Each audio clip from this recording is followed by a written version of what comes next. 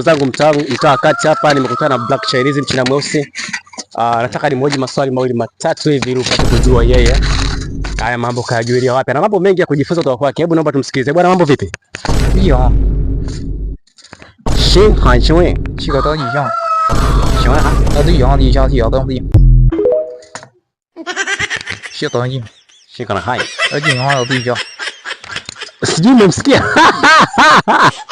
Sasa naomba unipe tofauti ya mabinti wa Bongo na mabinti wa huko China. She. 你晓得你在想，你要想的样。你得多去想。Okay. Anasema utofauti wa mademu wa Bongo na mademu wa China. Mademu wa Bongo mna shape sana. Mna vijambio mno, mnazidi, mnakithiri. Masajali mnaozidisha mpaka mnafahamika na nchi za watu huko. China kule wao mbarikiwa sura lakini ni flat. Si mmeelewa? Manake ni flat. Okay. Sio sio yonhani. Kwa hapa Bongo atakuwa mpenda mwanamke gani? Shivo. Hii ngoma ngumu. Hajapenda mtoto mmoja kwa hapa Bongo.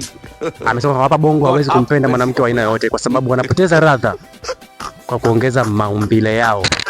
Sasa unapoongeza maumbile, aiongezeke tu maumbile, vinaongezeka vitu vingi, UTI, kaswende, gonorrhea, sijui nini vile vijidududu vingi, mtamuua mbaba wa watu. Bwana, karibu sana Tanzania na tunakukaribisha kwa hali na mali. Asante sana. Asante.